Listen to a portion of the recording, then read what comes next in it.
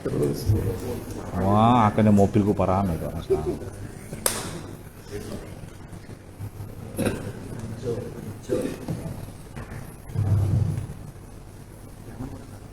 Aman. Kita mulai. Siap. Silakan jangan pola ya. Assalamualaikum warahmatullahi wabarakatuh. Waalaikumsalam warahmatullahi Selamat wabarakatuh. siang rekan-rekan media. Hari ini kami Polresta Pati akan melaksanakan kegiatan konferensi pers terkait dengan perkara ADRT yang menyebabkan korban meninggal dunia. Sebelumnya kami menyampaikan ucapan bela sungkawa terhadap korban yang meninggal dunia akibat KDRT dari tersangka yang merupakan suaminya. Jadi KDRT ini sebagaimana dimaksud dengan pasal 44 ayat 3 Undang-Undang Republik Indonesia Nomor 23 Tahun 2004 tentang penghapusan kekerasan dalam rumah tangga junto pasal 76C Undang-Undang Nomor 35 Tahun 2014 tentang perlindungan anak, di mana ancaman hukumannya adalah pidana penjara paling lama 15 tahun atau denda paling banyak 45 juta rupiah. Dan sebagai pelaku adalah inisial MT, umur 28 tahun. Untuk waktu dan tempat kejadian perkara yaitu pada hari Minggu tanggal 14 Mei 2023 sekira pukul 02 dini hari di lapangan sebelah barat MTSN 2 Pati, Duku Sumber, Desa Sonean, Kecamatan Margoiso, Kabupaten Pati. Untuk modus operandinya adalah awal mula perbuatan tersebut yaitu pada hari Sabtu tanggal 13 Mei 2023 sekira pukul 21 sampai pukul 01 dini hari, tersangka bersama kedua rekannya meminum minuman beralkohol jenis arak lebih kurang 2 botol besar. Kemudian setelah itu tersangka mengaku mabuk dan setelah minum dalam keadaan mabuk kembali ke rumahnya sekira pukul 1.30 dini hari. Dan ketika sampai di rumah, masuk ke dalam kamar, melihat istri korban yang bernama Melia Damayanti binti Damu 24 tahun sedang tidur bersama anak-anaknya. Serta pada saat itu tersangka melihat pampers dari anaknya yang sudah penuh dengan kotor, dan tersangka kemudian membangunkan korban sang istri dan mengajak keluar dengan menggunakan kendaraan roda 2 atau motor untuk membeli pampers. Sekira pukul 2 dalam perjalanan ketika melewati pasar, tersangka dengan korban itu terjadi cekcok pertengkaran sambil mengendarai motor. Kemudian setelah itu tersangka membelokkan kendaraannya ke lapangan dan di situ terjadi kembali cekcok mulut antara korban dengan tersangka, di mana tersangka menuduh kepada korban bahwasannya istrinya selingkuh, dan korban rasa tidak terima membalikan tuduhannya kepada sang suami bahwasannya yang selingkuh justru suaminya dengan seorang janda.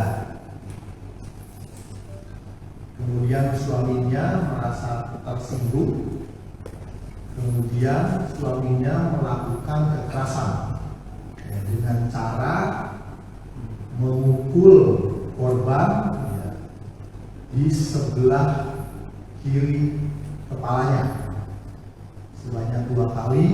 Kemudian setelah itu memukul korban di bagian mulut dan memukul kembali korban di bagian pipinya serta melakukan mencekik korban sampai korban jatuh terlentang di atas tanah, dan setelah jatuh terlentang di atas tanah tersangka masih melakukan kekerasan dengan cara menendang bagian dada korban dan perut korban.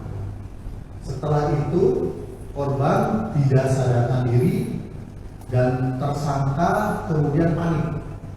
Setelah panik, korban diangkat oleh tersangka dan dibawa oleh motornya ke rumah kakak korban. Sesampainya di rumah, kemudian korban dilakukan upaya disadarkan, tetapi korban tidak sadar juga sampai dengan pagi hari. Dan setelah itu korban oleh tersangka dan keluarganya dibawa ke rumah sakit. Dan sesampainya di rumah sakit dilakukan pemeriksaan oleh dokter, ternyata korban ini sudah tidak bernyawa alias meninggal dunia. Untuk menutupi kebohongannya, tersangka menyampaikan kepada keluarga bahwasannya korban ini dan tersangka jatuh dari motor.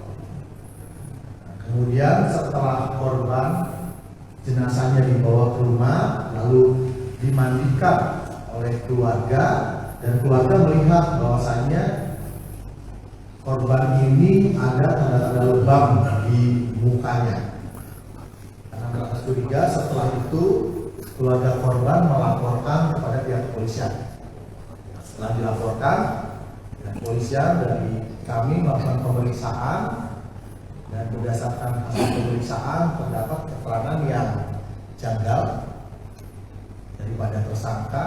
Kemudian dilakukan pendalaman kembali dan akhirnya tersangka mengakui bahwasanya telah melakukan kekerasan terhadap korban itu pada istrinya sampai mengakibatkan meninggal dunia. Lebih kurang demikian modus operandi yang dilakukan oleh tersangka pada korban. Ini ada yang tanya?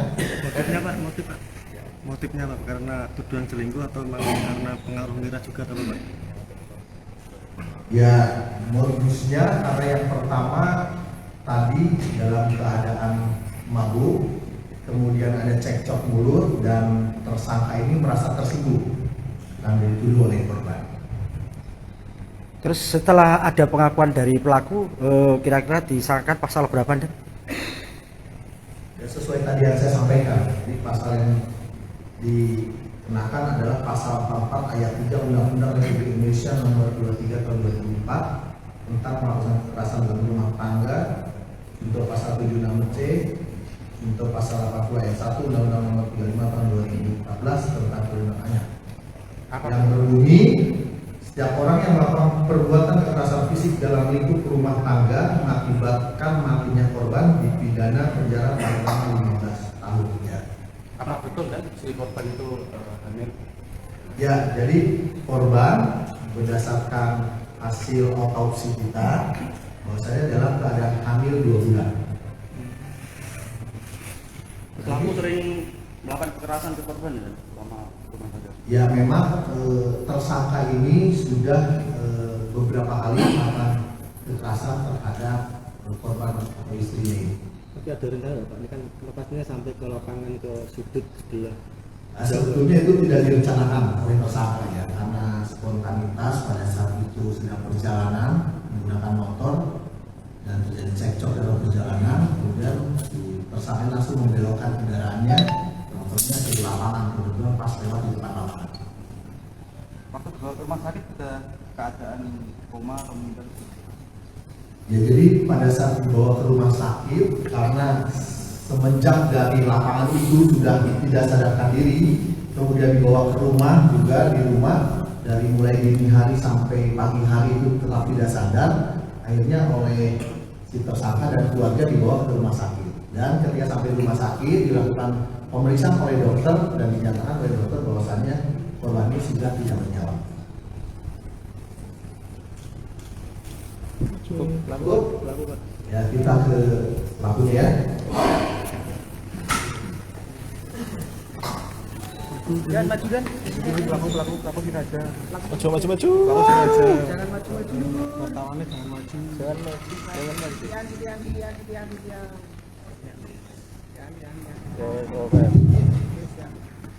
Ya silakan tersangka jelaskan kenapa sampai melakukan kekerasan sama istrinya. Kenceng mas. Yang keras. Karena saya cemburu dan saya selalu duduk saya sama dede itu. Padahal saya sama dede cuma teman biasa, cuma teman curhat biasa. Dan saya katai saya itu orangnya membuat inilah masalah dan saya beban dia. Waktu itu juga dia sudah saya ajak pisah tapi tidak mau, masih pengen sama saya. Saya bilang sama istri saya, lebih baik kita pisah biar anak saya semua yang itu. Jadi kamu tidak ada beban. Itu pas saya ngobrol di belakang. Tapi tahu istrinya lagi mengandung 2 bulan tahu mas? Tahu istrinya sedang hamil. Kalau masalah hamil saya tahu, cuma masalah bulan berapa saya tidak tahu. Karena istri saya tidak mau saya periksakan ke dokter karena dia bilang dia malu. Ini anak hamil anak depan. Iya. Cukup. Cuma apa mas? Menyesal nggak perbuatan yang kamu lakukan? Paling menyesal.